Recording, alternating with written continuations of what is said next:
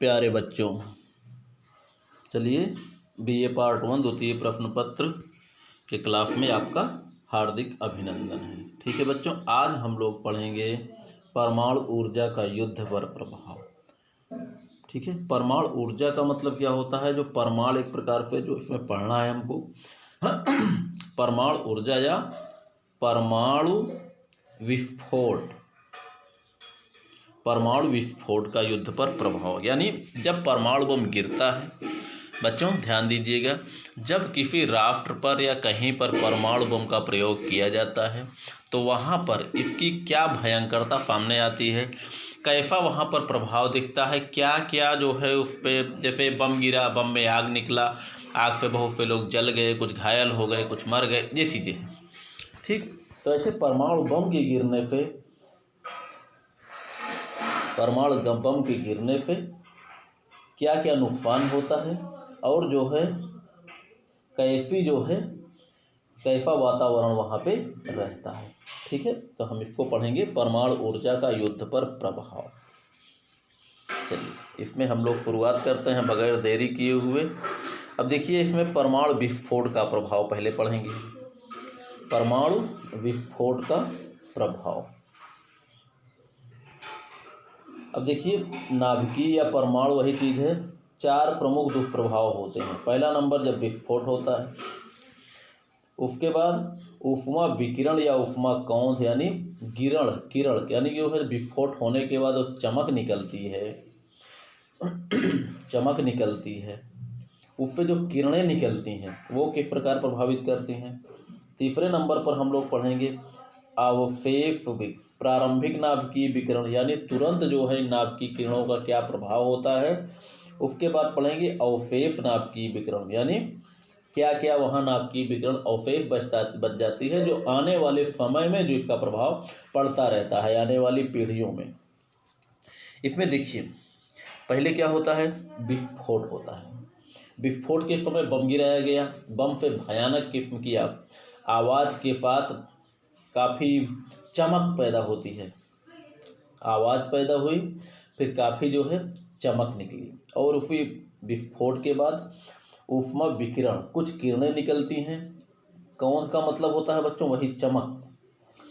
ठीक, किरण का मतलब होता है जो विस्फोट के बाद जो वहाँ से गैसें निकलती हैं, जो किरणें वहाँ से निकलती हैं, चमक वाली किरणें जो आंखों पे पड़ती हैं। ठीक, अब प्रारंभिक नवशेष।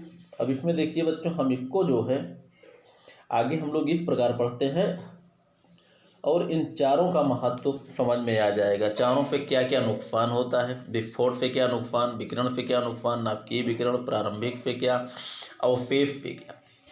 ठीक है, जिसमें जो परमाणु विस्फोट के तुरंत उपरोक्त 4 प्रभावों में से 3 प्रभाव का मतलब होता है बच्चों विस्फोट।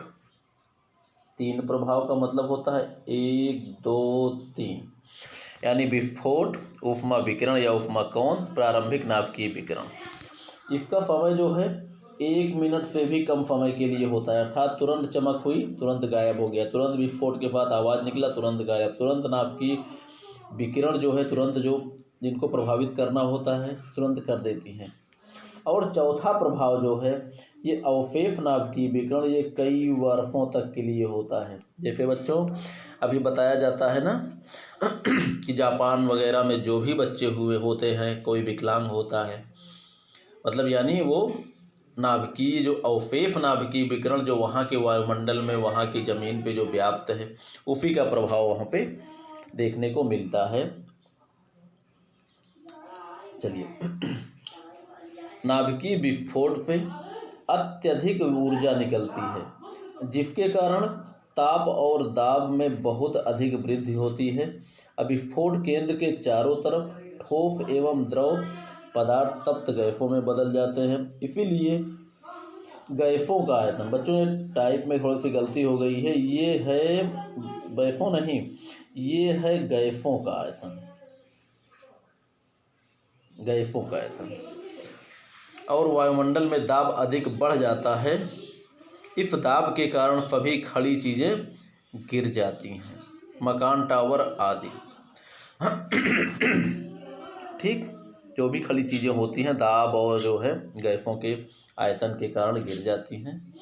अब देखिए, ताप बढ़ जाने के कारण वायुमंडल में ऑक्सीजन की भारी कमी हो जाती है।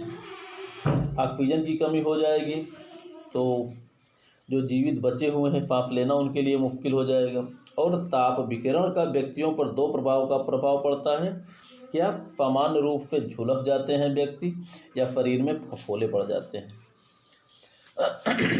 अब इसमें क्या है, ताप बढ़ जाने से यानी टेम्परेचर जब हाई हो जाता है तो कहीं कहीं आग लग जाती है। इतना ही नहीं, टेम्परेचर इतना ज़्यादा होता है परमाणु विस्फोट का कि नदियों का जल भी उबल जाता है। क्योंकि जब कोई बम गिरता है, कोई बम जब गिरता है तो सबसे पहले उसमें, बच्चों एक बार इसको हम फिर से आपको समझा देते हैं यहीं से।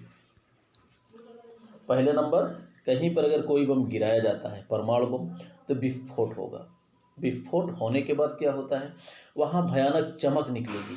उस चमक को जो भी व्यक्ति देखता था उसकी नेत्र की ज्योति भी चली जाती है या जाने की संभावना होती है।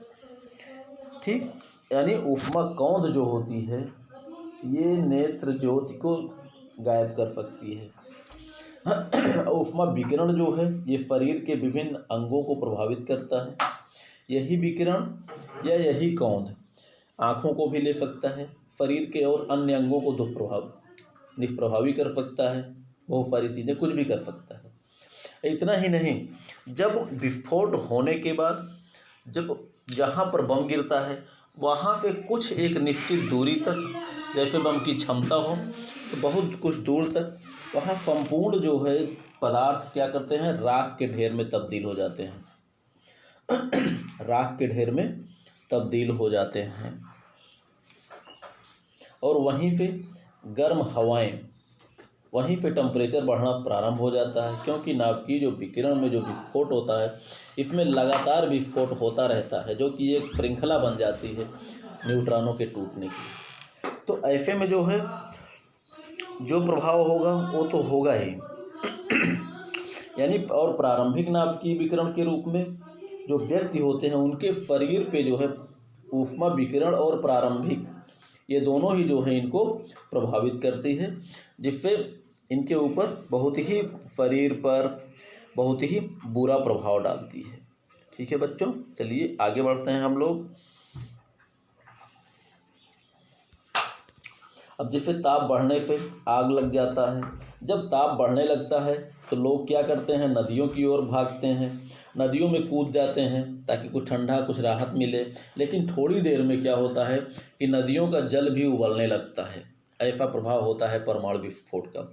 एवं बिजली के खंभे वगैरह में विस्फोट हो जाते हैं। और इन सब के होने के बाद जब ये सारी चीज़ें होती है तो एक जो है आग की आंधी आती है। और आंधी के कारण जो यहाँ पर वायुमंडल में जो विकिरण वगैरह जो निकली हैं रेडियोधर्मी धूल जो है ये आकाश में पहली बात तो ऊपर तक चढ़ जाती हैं, काफ़ी ऊंचाई तक, और कुछ समय बाद यही जो है नीचे आती हैं।